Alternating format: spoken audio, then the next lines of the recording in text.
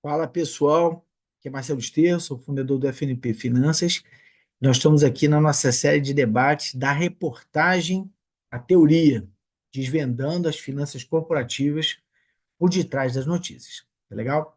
O tema hoje que eu vou tratar com vocês está associado com recuperação judicial, tem uma série de notícias de empresas no Brasil, né, buscando a recuperação judicial como um caminho, e tem coisa interessante para a gente debater aí. Vamos lá? Deixa eu dividir a tela com vocês aqui para a gente começar nosso bate-papo.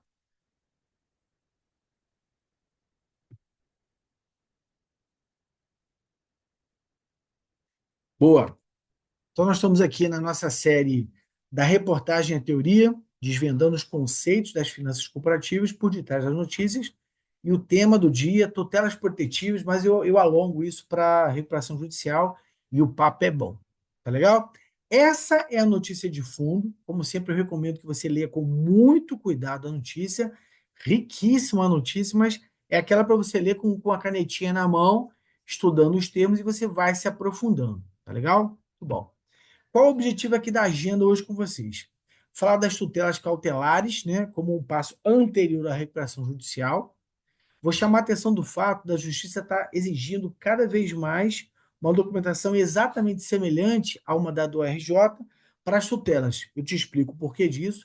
Faço uma diferenciação para você, o que é uma recuperação judicial, o que é uma recuperação extrajudicial. Chamo a atenção das semelhanças, das diferenças, né?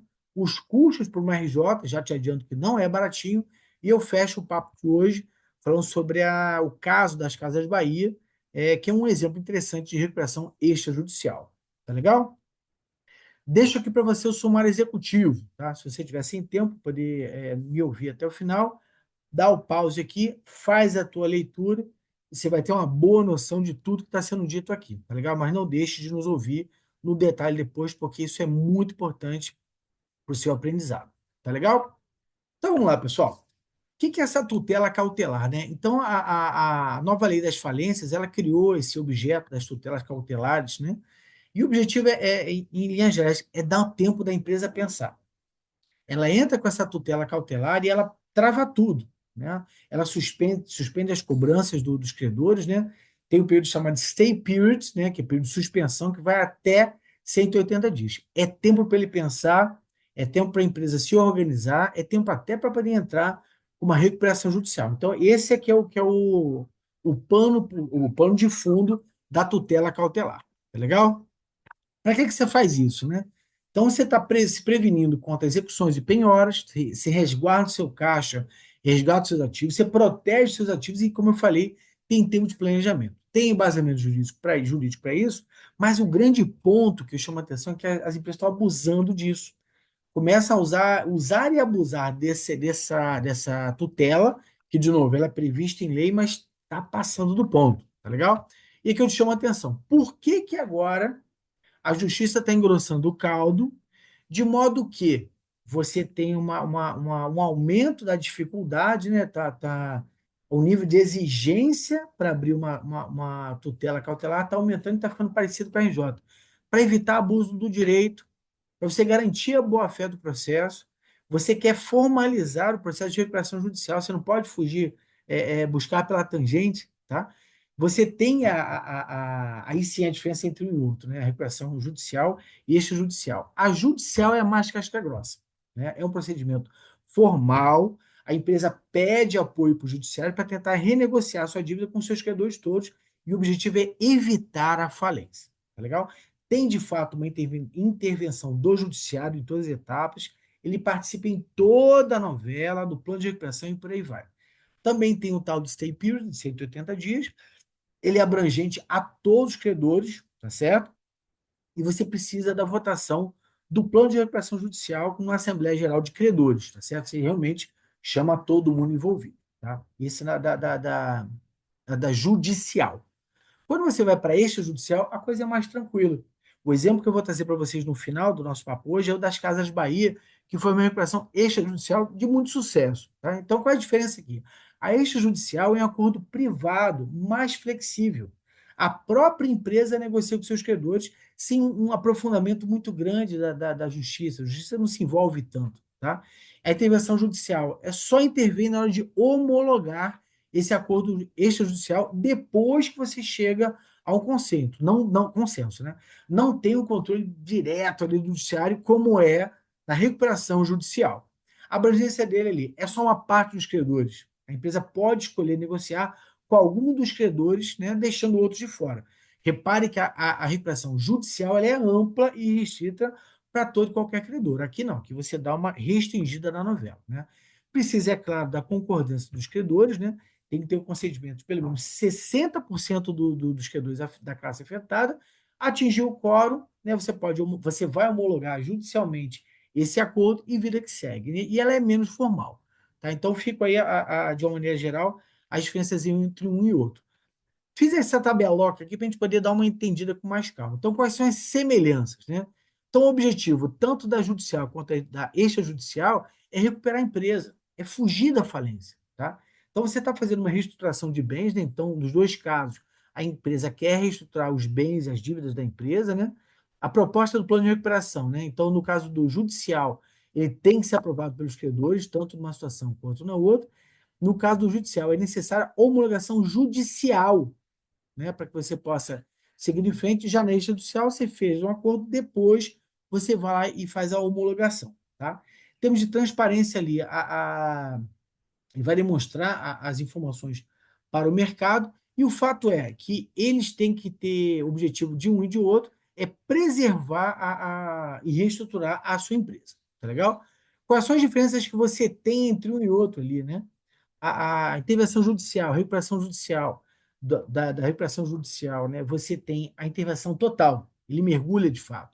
A extrajudicial ela é limitada apenas à homologação do acordo. Né? Em termos de abrangência, né, a recuperação judicial abrange todos os credores, já a extrajudicial é só um pedaço, é só um grupo dos credores que você limita. Né?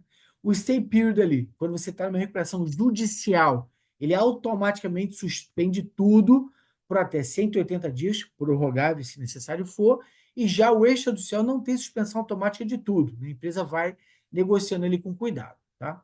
Em termos de votação dos credores, né? Você tem que ter aprovação do plano por todas as classes dos credores em Assembleia Geral, é um processo formal que acontece.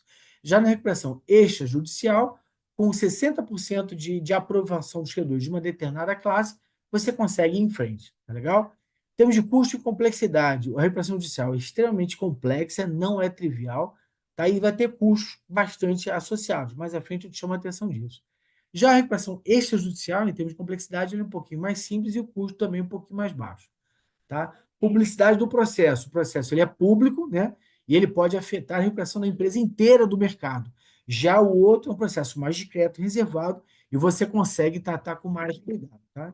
Então, o objetivo principal da recuperação judicial é a proteção abrangente da empresa, a reestruturação de toda a dívida, né? Já na recuperação extrajudicial, você tem um foco montado ali. Tá legal? Então, a recuperação judicial, né? Ele é adequado para a empresa que precisa reestruturar tudo de uma maneira ampla e formal. A extrajudicial é mais indicado quando você tem uma relação boa com os seus credores, você consegue fazer um processo mais rápido, mais flexível, mais tranquilo. Tá legal? Então, o que eu comentei ali, escolher entre um e outro depende da situação da empresa. Você vai optar pela recuperação extrajudicial no caso onde as negociações já estão avançadas e o número de credores é mais resumido. Já de outro lado, a recuperação judicial ela é indicada quando a empresa precisa de uma ampla e restrita proteção contra todos os credores. Tá legal? Muito bem. Falando aqui de custos, não é um processo trivial e é um processo caro, tá? Então, o que a gente tem aqui envolvido? A gente consegue ver que tem custos associados, honorário advocatício, né? Pode chegar a 2 a 10% do montante total que você está debatendo. O honorário do administrador judicial fica ali entre 1 e 5% do valor da dívida. As custas processuais, 1 a 2% do valor da causa. Consultorias e editores para te acompanhar nesse processo. Você pode ter que fazer uma publicação legal, né? Você vai ter o plano de recuperação e consultorias externas que vão te ajudar nesse processo para poder trabalhar e, por fim, a Assembleia dos Credores. Tá legal?